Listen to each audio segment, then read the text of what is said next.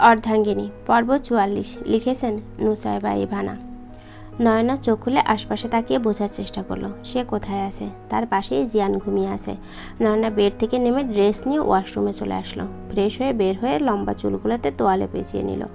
বেডে তাকিয়ে দেখে জিয়ান ঘুমাচ্ছে। ঘুমন্ত জিয়ানকে বেশ হ্যান্ডসাম লাগছে। নয়না গুটি গুটি পায়ে এগিয়ে গেল জিয়ানের দিকে। জিয়ানের চুলগুলো নয়নার ভীষণ পছন্দের। হাত বাড়িয়ে ছুঁয়ে দিল চুলগুলো। নয়না মুচকি হাসছে।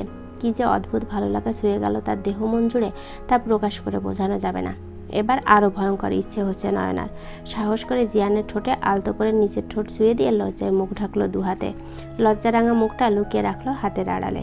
আবার উঠে আসলো রুমের একপাশে রাখা সোফায়। নয়না সেখানে বসলো।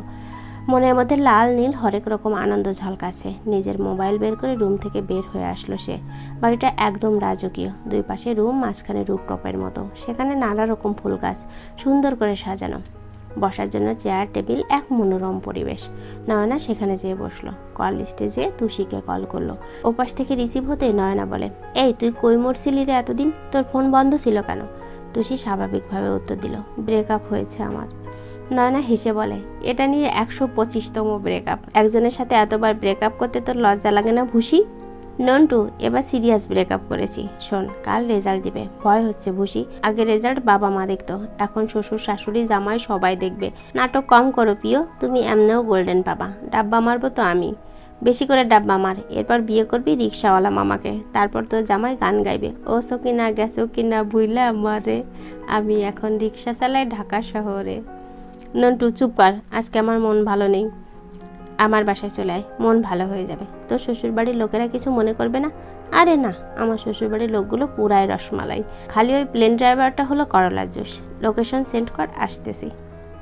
নয়নার হাঁটু অব্দি লম্বা চুলগুলো বাতাসে দোল খাচ্ছে। নয়না কথা বলছে আর হাঁটছে, ওড়না গলায় ঝুলছে। জাহিন করিডোরে এসে থমকে দাঁড়ালো এলোকেশী রমণীকে দেখে। এখনও চেহারা দেখেনি। জাহিন পেছন থেকে বলল, কে তুমি? নন্দিনী? আগে তো দেখিনি। নয়না সামনের দিকে ঘুরে জিয়ানকে ভেবে বলে, সারাক্ষণ এই মেয়ে সেই মেয়েকে দেখলে ঘরের বউকে তো নন্দিনী মনে হবেই। জাহিন হতাশ, না মানে এই মেয়ে এত কিউট কেন? এত সুন্দরী মনে হয় যেন আসমান থেকে নেমে আসা পড়ি।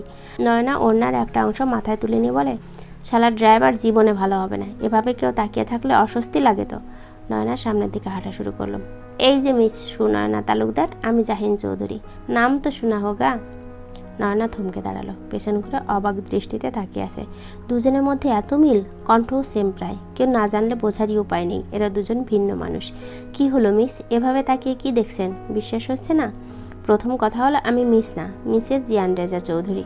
দ্বিতীয় কথা হলো আমি আপনার ভাবি, সো সম্মান দিয়ে কথা বলবেন। ডিয়ার মিসেস রেজা চৌধুরী, আপনার বয়স আমার অর্ধেক, সো আপনাকে নাম ধরে ডাকবো। এসব ভাবি টাবি আমার দ্বারা ডাকা সম্ভব না। নয়না কোনো কথা না বলে রুমে চলে আসলো। রুমে এসে দেখে জিয়ান নেই। মাত্র লোকটা ঘুমিয়েছিল আর এইটুকু সময়ের মধ্যেই গায়েব। সাথে সাথে জিয়ানকে কল করলো। জিয়ান কল কেটে ব্যাক করলো। মানলাম আপনি প্লেন ড্রাইভার, তাই বলে সারাক্ষণ উঠতে থাকবেন? উড়ে আর কই যাব বলো? আমি তো তোমার পিঞ্জরের বন্দি খাঁচার পাখি। কোথায় আছেন এখন? তোমার জন্য মেডিসিন নিলাম, এখন চলে আসবো। আচ্ছা বলো তো, তোমার কোন ফ্লেভার পছন্দ? স্ট্রবেরি নাকি চকলেট? হোয়াট? আপনি এত অসভ্য কেন? অসভ্য মানে? তোমার জন্য আইসক্রিম নিয়ে আসতাম তো। ফ্লেভার বলো। অসভ্য লোক, এই কথাটা তো আগেও বলা যেত না? তোমার চিন্তা ভাবনা চেঞ্জ করো বেব। বাসর করার জন্য এতই উতালা হয়ে আছো, আগে বলবে না জানেমান? নয়না ফোন কেটে দিল। হাত মুষ্টিবদ্ধ করে বলে, ছি। নয়না চিন্তা ভাবনা পরিবর্তন কর। এই লোকের সাথে থেকে থেকে তুইও লুচ্চু হয়ে যাচ্ছিস।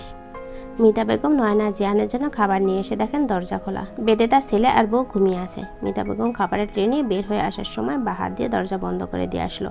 মেহনুর মিতা বেগমকে দেখে বলে, আমি এই খাবার কার জন্য? মিতা বেগম বলল, এত সকালে তুই? রাতে ঠিকমতো ঘুম হয়নি বুঝি? মেহনুর মিতা বেগমের হাত থেকে খাবার ট্রে নিয়ে বলে, আসো তো আমার রুমে গল্প করি তোমার সাথে। মিতা বেগম রুমে ঢুকে বললেন, আমার ছেলে আর বৌমা ফিরছে সকাল সকাল, ওদের জন্য খাবার নিয়ে যে দেখি দুজনেই ঘুমাচ্ছে। মিতা বেগম চলে যাওয়ার পর থেকে মেহনুর আর স্থির হতে পারেনি। রুমের মধ্যে পায়চারি করছে, চোখ থেকে না চাইতেও অশ্রু ঝরছে। নিজেকে সামলানোর বৃথা চেষ্টা করছে, কিন্তু কোনোভাবেই স্বাভাবিক হতে পারছে না।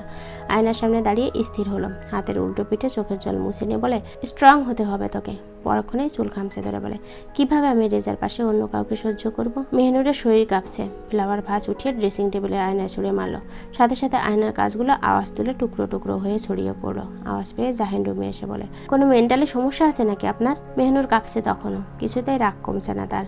ও হ্যালো মিস বিদেশিনী, ডাক্তার ডাকবো নাকি পাবনা পাঠানোর ব্যবস্থা করব? আমি কিছু বলছি, শুনতে পাচ্ছেন? মেহনুর হুট করে এসে জাহিনকে জড়িয়ে ধরে কেঁদে উঠল। জাহিন বেশ অবাক হলো। আমি একটু ভালোবাসা চাই, কেন সেটুকুও পেলাম না? কেন চলে গেল আমার মম আমাকে ছেড়ে? আমি চাইলেও আর কোনোদিন মমকে ফিরে পাবো না। আমি কাউকে জড়িয়ে ধরে কাঁদতে চাই, কিন্তু কেউ নেই যে আমার মাথায় হাত রেখে একটু সান্ত্বনা দেবে, চোখের জলটুকু মুছে দিয়ে হাতটা শক্ত করে ধরে বলবে আমি তো আছি।